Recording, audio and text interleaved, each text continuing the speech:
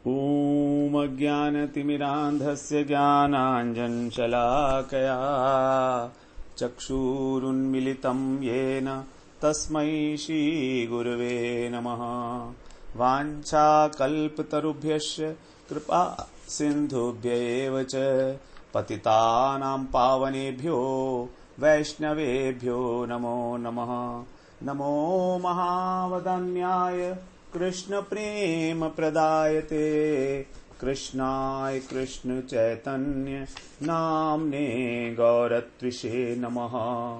हे कृष्ण करुणा सिंधो दीनबंधो जगत्पते गोपेश गोपिका कांत राधा कांत नमोस्तुते। तप्त कांचन गौरांगी राधे वृंदावनेश्वरी वृषभानुसुते देवी प्रणमामि हरिप्रिये।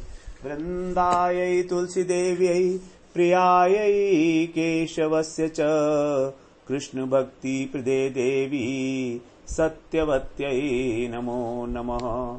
श्री कृष्ण चैतन्य प्रभो नित्यानंद श्री अद्वैत गदाधर शिवासादि गौर भक्त वृंद। हरे कृष्ण कृष्ण कृष्ण हरे हरे हरे राम राम राम हरे हरे। हरे कृष्णा। सर्वप्रथम मैं अपने गुरुपाद पद ओम विष्णुपाद अष्टोत्तर शत श्री श्रीमद् भक्तिवेदांत माधव गोस्वामी महाराज के चरण कमलों में अनंत कोटि दंडवत प्रणाम ज्ञापन करता हूं। हम लोग श्रीमद् भगवद गीता के 7वें अध्याय की भूमिका श्रवण कर रहे थे। उसमें हम लोगों ने भक्ति के विषय में बात की, अनर्थ के विषय में बात की। तो अनर्थ के विषय में ही हम लोग एक बात थोड़ी सी और कर लेना चाह रहे हैं। जैसे भगवान से प्रश्न पूछा गया था, अर्जुन ने पूछा था 3रे अध्याय में 36वें श्लोक में, अथ केन प्रयुक्तोऽयं पापं चरति पुरुषः अनिच्छनपि वार्ष्णेय बलादेव नियोजितः। वहां पर अर्जुन ने पूछा भगवान से कि ये जो मनुष्य है, अयम माने ये जो मनुष्य है, ये अनिच्छनपि न चाहते हुए भी बलादेव मतलब जबरदस्ती की लगाए हुए की तरह केन प्रयुक्तोयम किसके द्वारा प्रेरित होकर पापम चरति पुरुष है, पापम चरति पाप का आचरण करता है। भगवान से पूछा अर्जुन ने कि ये जो पुरुष है, मनुष्य है, ये किस लिए आचरण करता है पाप का, जबकि इसे पता है कि ये पाप कर रहा है, फिर भी क्या चीज है उसके अंदर ऐसी जो प्रेरणा करती है। तो भगवान ने इसका एक ही कारण बताया था, काम एष क्रोध ऐष रजोगुण समुद्भव। उसी अध्याय के 37वें श्लोक में कामना को ही भगवान ने कहा कि काम ही, क्रोध ही जो रजोगुण से उत्पन्न होता है वही है इसका कारण। तो हमारी जो संसार के प्रति आसक्ति है, जो कामना है, यही है मूल कारण पाप करने में। और हमारे भजन में बाधा भी यही है। हमारे भजन में क्या बाधा? अनर्थ है। अब ये अनर्थ क्या बताए थे हम लोगों ने? अगर हम लोग अनर्थ का तो वैसे हम लोगों ने बहुत विस्तृत रूप से विचार किया, लेकिन अगर साधारण रूप से, सरल रूप से समझें तो काम, क्रोध, लोभ, मोह, मद, मत्सर, ये जो 6 शत्रु हैं हमारे, यही है अनर्थ सबके। और इन 6 के मूल में भी है कामना। काम, अगर कामना नहीं है तो फिर न क्रोध आएगा, न लोभ होगा, न मोह होगा, न मद होगा, न मत्सरता आएगी। तो कामना जो है वो मूल है। इसी को भगवान ने कहा था कि कामना ही हमारे ज्ञान को ढक लेती है। और कामना की उत्पत्ति कैसे होती है? कामना की उत्पत्ति होती है अभाव की अनुभूति से। जो अभाव है हमारे, और अभाव होता है, अभाव की अनुभूति होती है हमारे शरीर को। तो इस प्रकार जब तक हम अपने शरीर को आत्मा समझते रहेंगे, तब तक हमें अभाव की अनुभूति होती रहेगी और हमें कामना उत्पन्न होती रहेगी और हम पाप करते रहेंगे। पाप करेंगे तो पाप के संस्कार बनेंगे, संस्कार से ही स्वभाव बनेगा, स्वभाव ही हमको दोबारा पाप करने में प्रेरित करेगा। जैसा हमारा स्वभाव होता है वैसे ही हम कार्य करते हैं। तो ये जो पाप करने के अंदर कामना रूपी कषाय है, जो अनर्थ है, इसी को बोला जाता है कषाय। भगवान ने 5वें अध्याय में भी बोला है क्षीण कल्मषः, कल्मष बोला है इसको। ये जो हमारी वासना है पाप करने की प्रवृत्ति, पाप करने की जो प्रवृत्ति है, हमारी वासना है, यही है कषाय हमारे अंदर, हमारे चित्त के अंदर जो बैठा हुआ है। तो जो कषाय है इसकी 4 अवस्थाएं बताई गई हैं। ये जो अनर्थ हैं, काम क्रोध लोभ मोह, इसके अंदर, इसके कारण जो हमारे अंदर, हृदय के अंदर, हमारे चित्त के अंदर जो वासना होती है सूक्ष्म रूप से, तो ये जो वासना है इसकी 4 अवस्थाएं बताई गई हैं। तो इस अवस्था को हम लोग थोड़ा जान लें, क्योंकि ये अनर्थ के लिए बड़ी उपयोगी है समझना कि हमारे अनर्थ किस प्रकार से खत्म होते हैं। तो सबसे पहला है जागृत कषाय।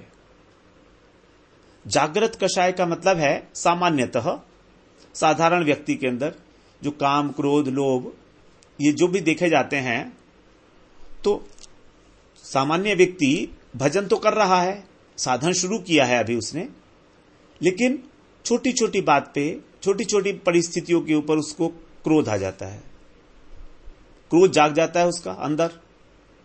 कोशिश करता है, प्रतिज्ञा करता है कि मैं किसी के ऊपर क्रोध नहीं करूंगा आज से, लेकिन जैसे ही वो परिस्थिति आती है वो प्रतिज्ञा भूल जाती है, कुछ भी याद नहीं रहता।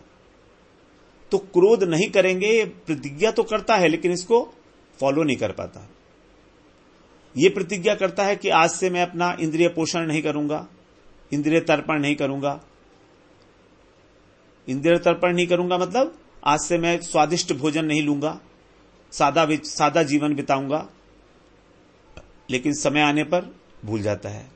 ये सोचता है कि मैं आज से इतनी लिमिट में खाना खाऊंगा, 2 चपाती खाऊंगा, लेकिन जब खाना सामने आता है तो 3 चपाती, 4 चपाती, 5 चपाती खाता चला जाता है।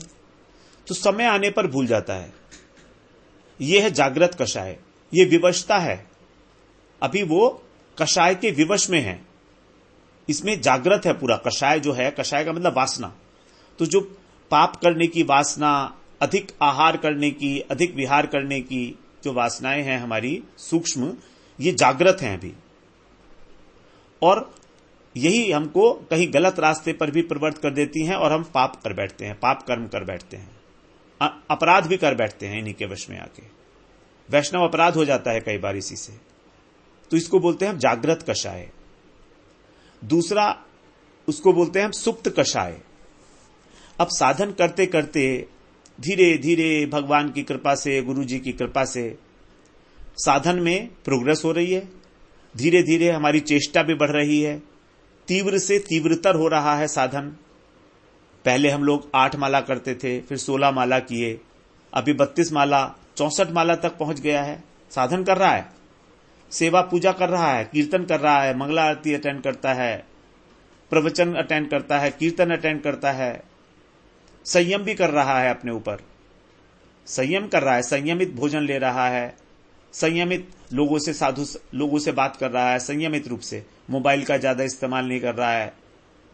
लेकिन तो भी जो अभी कषाय है ये सोया पड़ा है, अभी सुप्त अवस्था में है। ये अभी सुप्त अवस्था में है। तो भजन कर रहा है तो भी ऐसा नहीं है कि जागेगा नहीं, ऐसा नहीं है। यदि किसी कारणवश किसी परिस्थिति में विषयों से संसर्ग हो गया, किसी कुसंग हो गया, गलत व्यक्ति का संग कर लिया, स्त्री का संग कर लिया, स्त्री संगी का संग कर लिया, मायावादियों के साथ चक्कर में पड़ गया, उनकी क्योंकि बातें बड़ी लुभावनी होती हैं, मायावादियों की बातें बड़ी रोचक होती हैं, बड़ी लुभावनी होती हैं। यह समाज सेवा में लग गया, देश सेवा में लग गया, ये सब कुसंग है। तो अगर इस चक्कर में फंस गया वो, तो उसके अंदर जो कषाय सोया हुआ था वो दोबारा जाग जाएगा। तो यदि भजन करने में मन भी लग रहा है, भगवान का कृपा भी हो रही है, माला भी पूरी हो रही है, तो गारंटी कोई नहीं है, गारंटी कोई नहीं है किसी भी प्रकार की। इसीलिए इस अवस्था में कहा गया है कि साधु का संग, शुद्ध भक्तों का संग बहुत इंपॉर्टेंट है। महत् पुरुष का सानिध्य, महत् पुरुष का सानिध्य बहुत आवश्यक है। खान पान में किसी प्रकार का दोष नहीं होना चाहिए। नियमित रूप से सारे के सारी क्रियाएं, जो भी भजन क्रिया है हमारी, उसको नियम पूर्वक पालन करना चाहिए। वरना क्या होता है कि छोटी सी भी अगर बात हो गई, घटना घट गई, परिक्रमा करने गए थे 10 दिन 5 दिन के लिए, तो दुस्संग हो गया, वहां पर किसी गलत व्यक्ति से संग हो गया और सब कुछ चौपट हो जाता है। तो निश्चिंत कभी भी नहीं होना कि अब हमारे ऊपर बहुत भगवान की कृपा हो रही है, हमको साधु संग मिल रहा है, हम इतने घंटे भजन कर लेते हैं, इतनी संख्या पूर्वक माला कर लेते हैं। अगर निश्चिंत हो गए तो खतरा बहुत बढ़ जाएगा। अगर निश्चिंत हो गए कि हम लोगों ने अपनी इंद्रियों को वश में कर लिया है, मेरा मन अब मेरे वश में है, भगवान के नाम में मेरा मन भी लगने लगा है, अगर ये हमारी विचार आ गए, हम विषयों के बीच में चला जाके कोई प्रचार करेंगे तो हमें कोई छू नहीं सकता, हमें स्पर्श नहीं कर सकता विषयी का संग। अब हम स्वतंत्र रूप से बाहर जाकर भी प्रचार कर सकते हैं विषयी व्यक्तियों के बीच में, क्योंकि प्रचार में तो बाहर रहना पड़ता है। तो अगर वहां पर दुस्संग हो जाए किसी भी प्रकार से, तो जो सो रहा था वो थोड़ा सा ही झटका लगने पर जाग जाएगा।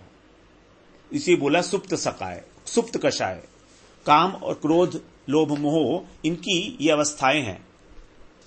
तो पहली अवस्था है जागृत अवस्था, उस समय तो हमेशा तैयार रहता है वो जागने के लिए।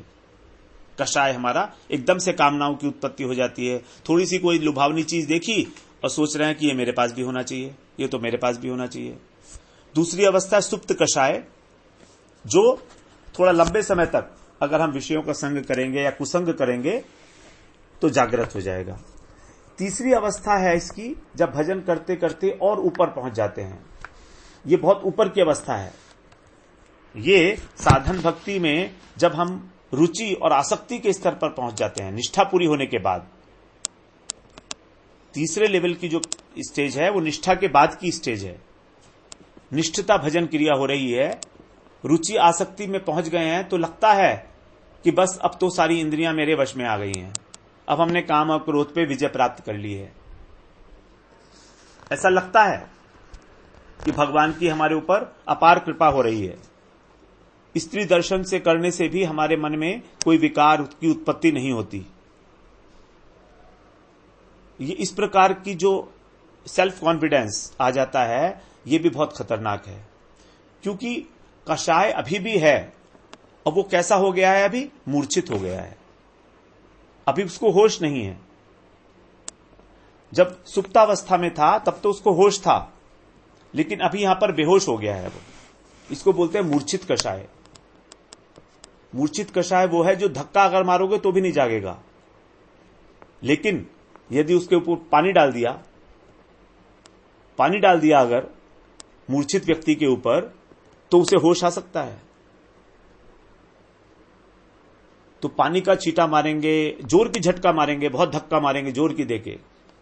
जोर की धक्का देने का मतलब है अतिशय संग दोष, अतिशय बहिर्मुखता, कृष्ण के प्रति, विषयों के प्रति अत्यधिक आसक्ति अगर देखी जा रही है, और इसका कारण है अपराध। तो अगर ऐसा देखा जा रहा है किसी कारणवश, तो इसको बोलते हैं मूर्छित कषाय। यह बहुत उच्च स्थिति है। जो नारद जी की प्रारंभिक अवस्था थी, जब वो दासी के पुत्र थे, तो उसको कहा गया है मूर्छित कषाय अवस्था, क्योंकि उस समय में नारद जी ने चाहा था कि मुझे भगवान के दर्शन हो, लेकिन भगवान केवल एक झलक दिखा के उनको और अंतर्ध्यान हो गए थे, क्योंकि उनके अंदर अभी भी कषाय वर्तमान था। उसको मूर्छित कषाय बोलते हैं।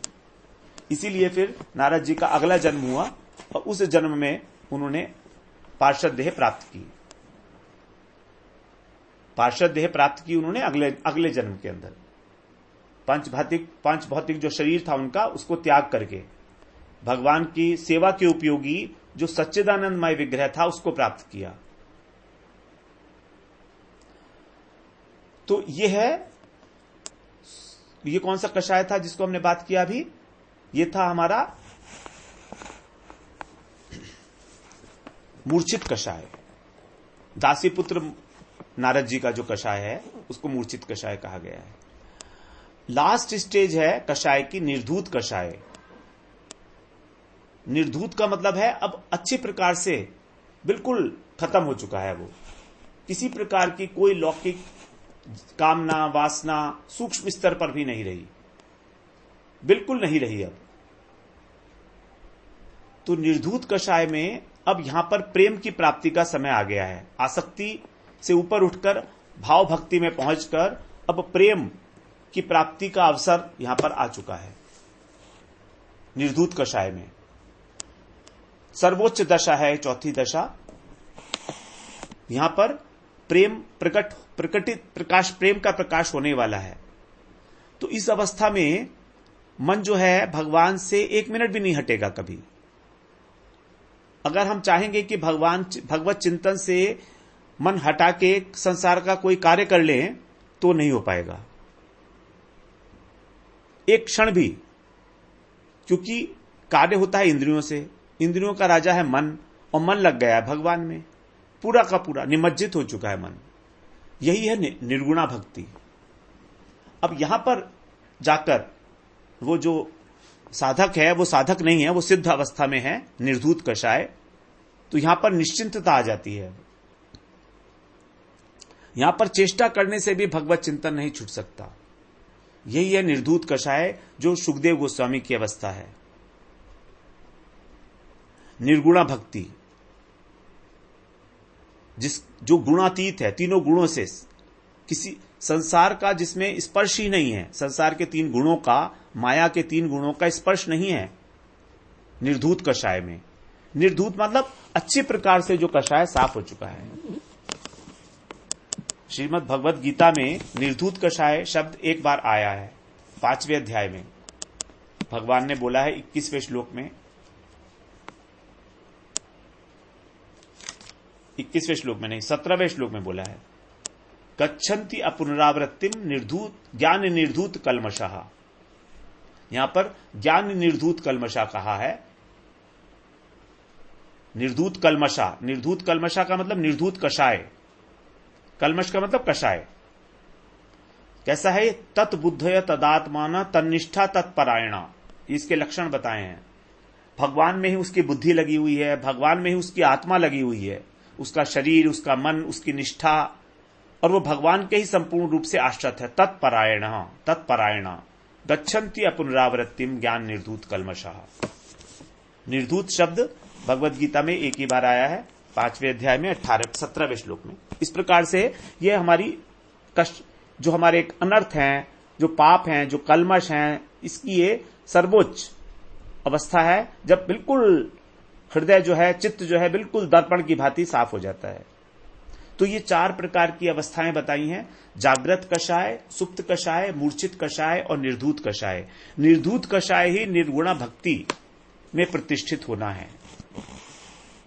इसी के लिए भगवान ने कहा है, मदगुण श्रुति मात्रेण मयि सर्वगुहाशये मनोगतिरविच्छिन्ना यथा गंगां भसो अम्बुधौ लक्षणं भक्ति योगस्य निर्गुणस्य हि उदाहृतम् अहेतुकी अव्ययवहिता या भक्ति पुरुषोत्तमे। यह है भक्ति की परिभाषा, निर्गुण भक्ति की परिभाषा। मदगुण श्रुति मात्रेण, अर्थात मेरे गुणों का श्रवण करने मात्र से क्या अवस्था हो जाती है उसकी, इसके विषय में बता रहे हैं।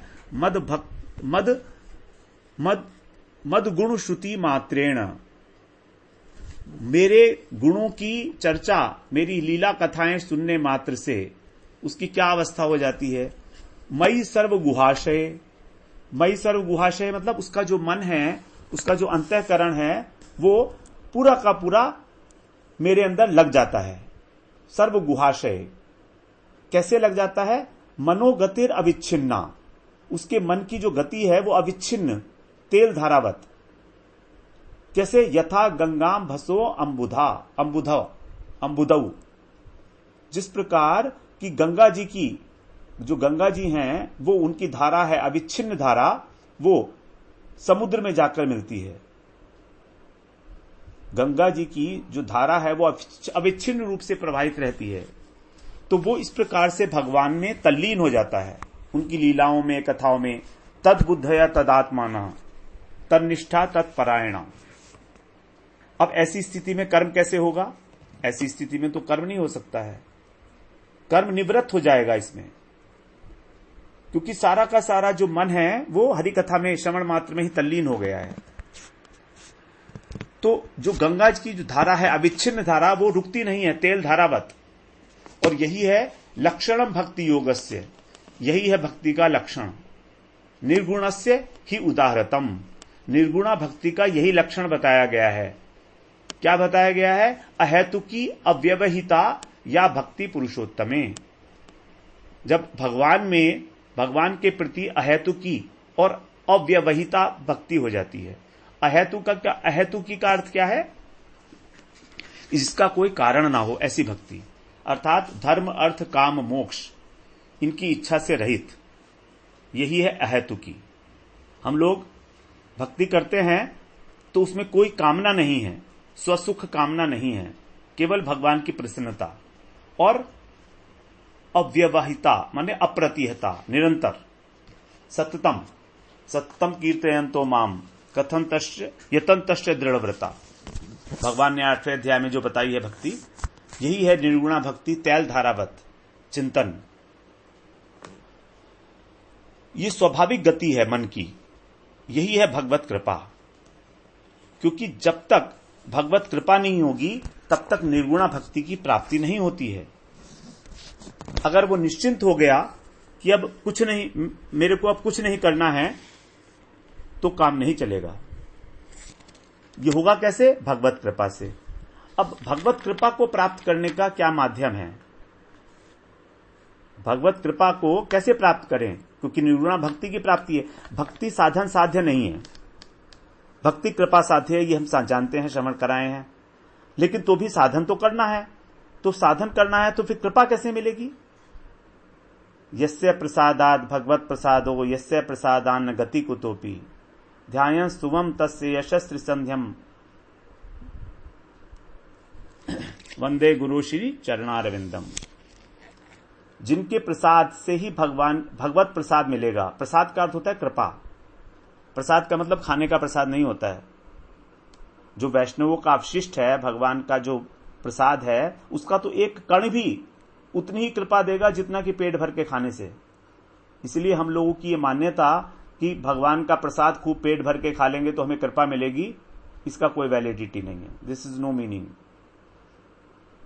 प्रसाद का अर्थ होता है कृपा। तो किसकी कृपा से? गुरु की कृपा से। यस्य प्रसादात् भगवत प्रसादो। इस कृपा के बिना गति को तोपी, कोई और गति है ही नहीं। गुरु कृपा के बिना कोई गति है ही नहीं। तो हम लोग कैसे मिले हमें कृपा? कैसे जाने हम पे कृपा हो रही है? क्या हम कृपा के लिए वेट करते रहें कि जब कृपा होगी तब भजन करेंगे, या कृपा को मांगते रहें सबसे कि हमें कृपा कर दो, हमें कृपा कर दो? तो क्या बता रहे हैं? नहीं, हमें कुछ नहीं करना। हमको प्रतीक्षा नहीं करनी है कि जब कृपा होगी तभी भजन करेंगे। हमें तो ये सोचना है कि हमारे ऊपर भगवान की अभी बिल्कुल कृपा ही नहीं है। हमारे जितने महाजन लोग हैं, हमारे जो गुरुवर्ग हैं, जो उनकी भजन है, उसमें यही लिखा है कि भगवान की कृपा तो मेरे ऊपर है ही नहीं, मेरे कृपा है ही नहीं। लेकिन क्या है? जैसे मान लीजिए अगर पिताजी हैं, अब वो अपने बेटे के लिए कोई पैतृक संपत्ति रख के नहीं गए, तो क्या हम भूखे मर जाएंगे? मान लीजिए खाने पीने के लिए घर में कुछ नहीं है, तो क्या हम भूखे मर जाएंगे? नहीं मरेंगे ना। हम लोग कुछ ना कुछ परिश्रम करेंगे, प्रयास करेंगे। उसी प्रकार से हम ये मान के चलें कि हमारे को भगवान की कोई कृपा नहीं है, तो फिर हम क्या करेंगे? अब ये मानव जीवन का सवाल है जो इतनी दुर्लभता से मिला है, तो क्या कृपा की वेट करते रहेंगे तभी भजन करेंगे? नहीं, ऐसा नहीं करना हमको। हमें प्रयास करना ही है, हमें चेष्टा करनी ही है, साधन भजन करना है व्याकुलता पूर्वक। हमें व्याकुलता पूर्वक भजन करना है, चाहे भजन हो या ना हो, लेकिन जो गुरुजी ने कहा है वो हमें करना है, एक क्षण भी बिना नष्ट किए। तो जब साधन में हमारी तत्परता होगी, व्याकुलता होगी, तो फिर स्वयं भगवान की कृपा, गुरु की कृपा उतरती है। कृपा तो हर वक्त हो रही है एक्चुअली उनकी, हमें ऐसा अनुभव में नहीं आ रही है, लेकिन कृपा तो हो रही है। क्या ये कृपा नहीं है कि हमारा भजन करने का मन कर रहा है? ये क्या है? एक विषयी व्यक्ति का तो मन नहीं करता भजन करने का या भगवान का नाम लेने का, तो ये कृपा तो है, लेकिन फिर भी हमने मान लिया कि कृपा नहीं है, क्योंकि हमें प्रयास करना है और अधिक और अधिक और अधिक चाहिए हमको। इसीलिए यह नहीं है कि भगवान की कृपा नहीं है भगवान की कृपा। तो कृपा का लक्षण ही यही होगा कि हमारा भजन करने में आग्रह होगा और चेष्टा करेंगे हम। प्रयत्न और आग्रह ये दोनों आवश्यक हैं भजन के अंदर। जब तक प्रयत्न और आग्रह नहीं होगा, यही अवतरण का, कृपा के अवतरण का रहस्य यही है। अगर हम प्रयत्न कर रहे हैं और हमारा आग्रह है, तो हमारे हृदय के अंदर अपने आप से भगवान की दर्शन के लिए व्याकुलता पैदा हो जाएगी, उत्कंठा पैदा हो जाएगी। तो मांगने से नहीं मिलती है, लेकिन बिना मांगे भी कई बार मिल जाती है कृपा। अगर हम केवल कृपा के भरोसे बैठे रहें और भजन ना करें, तो इसका मतलब है कि हमारी इच्छा ही नहीं है अभी, हमारी दुर्बल इच्छा है अभी, हमारी चेष्टा तीव्र नहीं है, जो होनी चाहिए वो नहीं है। और कृपा शक्ति जो है इस बात का ध्यान रखती है कि ये कितनी चेष्टा कर रहा है। जब साधन करते करते करते करते साधक जो है सब कुछ छोड़ देता है कि अब मेरे साधन का मुझ में कोई बल नहीं रहा, साधन करने के बाद, भजन करने के बाद, दिन रात एक करने के बाद जब उसे ऐसा अनुभव आता है कि मुझसे अब कुछ नहीं होगा, करने से पहले नहीं, करने के बाद जब उसे यह एहसास होगा कि मेरे बल से नहीं होगा, जब उसका अभिमान, अपना बुद्धि बल, शरीर का बल, मन का बल, ये सब जब नीचे आ जाएगा, तब कृपा बरसने लगेगी, कृपा का अनुभव होने लगेगा। जो कृपा के अंदर दो शब्द है, क्री और पा। क्री माने करना और पा माने प्राप्ति। तो यदि क्रिया नहीं है, तीव्र चेष्टा नहीं है, तो प्राप्ति कैसे होगी? तो हमें बार बार भगवान से यही प्रार्थना करनी है, व्याकुलता पूर्वक प्रार्थना करनी है कि अब आप कृपा करो हम पर, ऐसी कृपा करो हम पर कि हमारा कम से कम संसार में जो आसक्ति है ये कम हो जाए। बस आपके चरणों में तो पता नहीं लगे कि नहीं लगे, आपके अंदर प्रेम हमारा उत्पन्न हो का ना हो हमें ना मालूम, लेकिन किसी भी प्रकार इस संसार के अंदर हमारी आसक्ति कम होती चली जाए, यही हमारी प्रार्थना है आपसे। क्योंकि ये दुर्लभ मानसुंदो हो, दुर्लभो मानुषो देहो, देही नाम क्षण भंगुर, तत्रापि दुर्लभम मन्ये वैकुंठ प्रिय दर्शनम। साधु संग में निरंतर भगवान की लिए प्रयत्न पूर्वक, आग्रह पूर्वक साधने करते रहना, यही है कृपा के अवतरण का रहस्य। इसी से हमारे अनर्थ भी नाश होंगे।